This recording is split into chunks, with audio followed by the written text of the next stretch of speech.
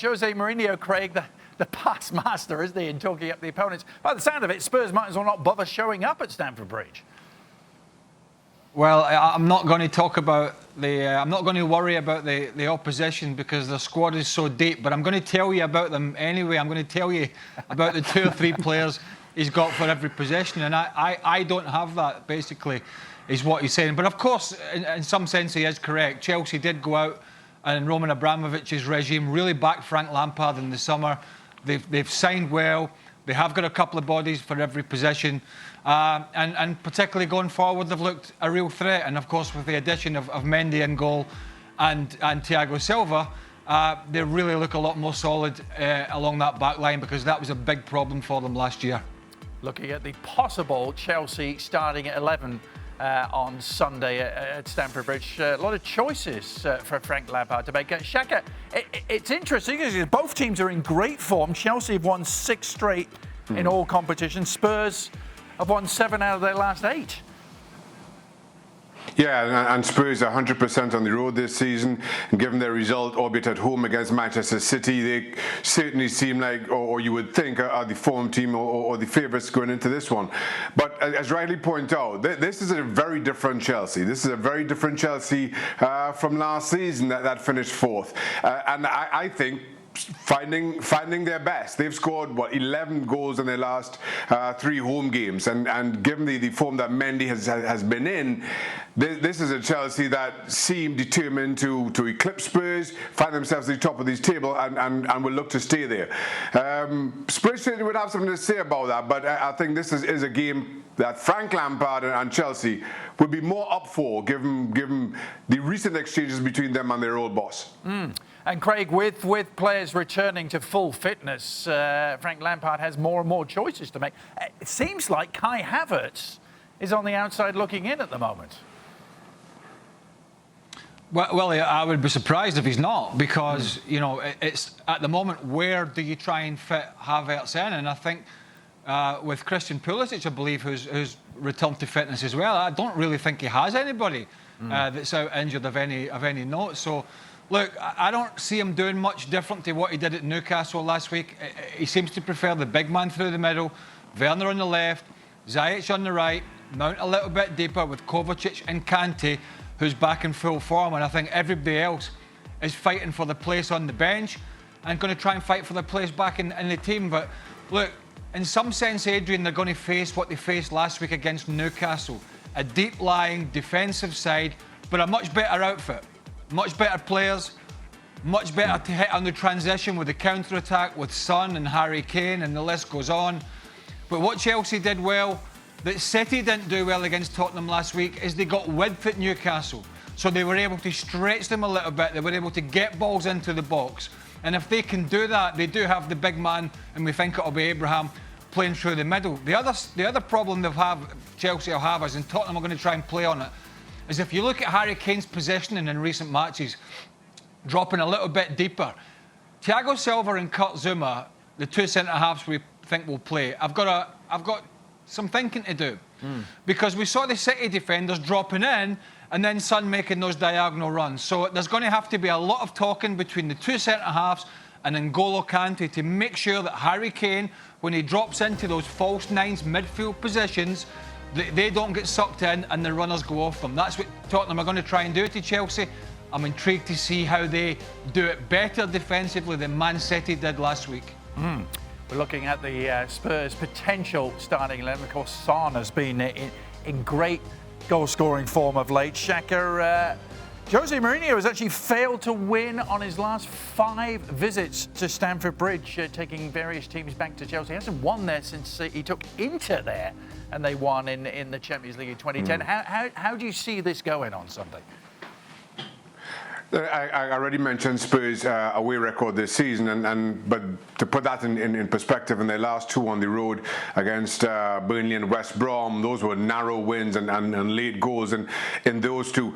But this Spurs team is better equipped and prefers to play on the road and against opposition higher up in the league, or the bigger teams in the league, as you saw against City last week. I don't think, I agree with Craig, I don't think Chelsea will make the same mistakes that Manchester City did. They play with 3 centre-halves and 2 wing-backs bombing on. Harry Kane just sat in between the 2 lines, and every time Spurs broke, it seemed to be 3v3. Given Chelsea playing a back 4, you don't see that happening. Given the form that N'Golo Kante has been in, again, you don't see Harry Kane getting the kind of space that he did against City.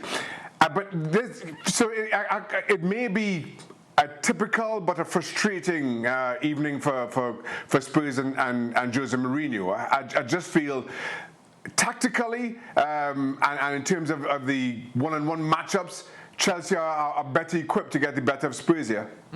Craig, from a Chelsea perspective, it is the attack of obviously that's getting all the plaudits and the attention, but their defence has really stepped it up too, hasn't it? Yeah, and I think, just the very fact that Kurt Zouma can have Thiago Silva and the wealth of his experience next to him to talk and cajole him and guide him and, Kurt Zouma is the more physical, the quicker, the younger of the two by some distance. So, in some sense, he can cover around any mistakes that Thiago Silva makes. On top of that, they've got a natural left back in Chilwell.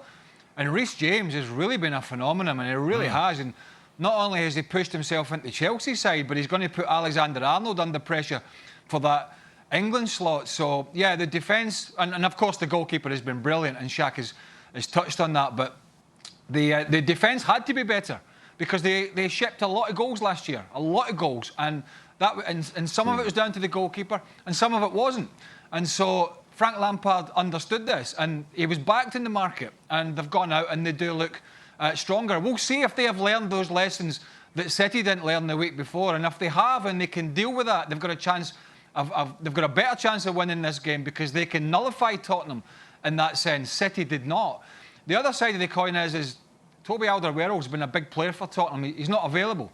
And the likelihood is that somebody like Davinson Sanchez comes in now. He was jettisoned by Mourinho after the debacle that was Tottenham being 3-0 up against West Ham with only minutes to go, and they lost 3 goals.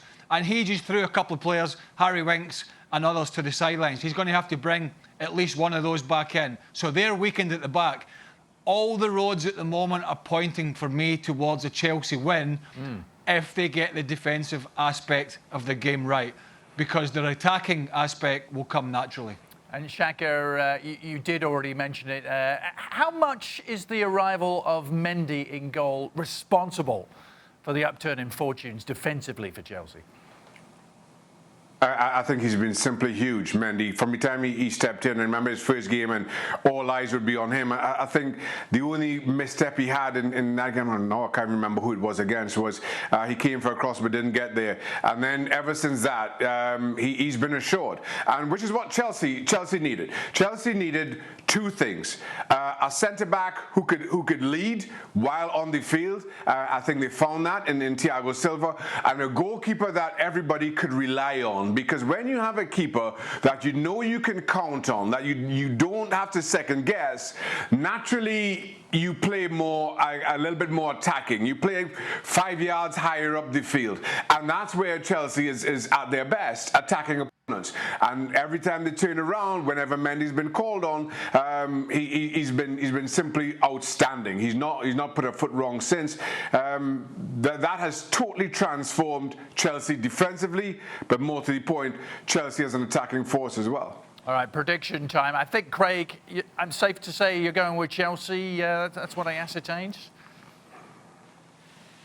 Well, yeah, and listen, I think it's quite simple. If Chelsea have not learned lessons from watching the videos of last week, then Tottenham are more than good enough to win this game. But I'd like to think with all the players there that Shaq mentioned and the leadership of Silva, and N'Golo Kante's form has been fantastic, and that's a hugely important part that Harry Kane drifts into. I fear Chelsea will be better at that than City. And then the front line has looked great with the support from the midfield, particularly Mason Mount, who's been excellent again for the second season. So I'm going for Chelsea to nullify that Tottenham attack and create enough chances to win this game. Real quick, Shaka, your prediction? I just don't see much joy for Spurs. Chelsea 2-0. There it is. We will have full analysis on Sunday's edition of the show. Remember, 7 days a week. Check your local listings for ESPN FC. Thanks so much for watching ESPN on YouTube. And for more sports highlights and analysis, be sure to download the ESPN app. And for premium content and live streaming, subscribe to ESPN Plus.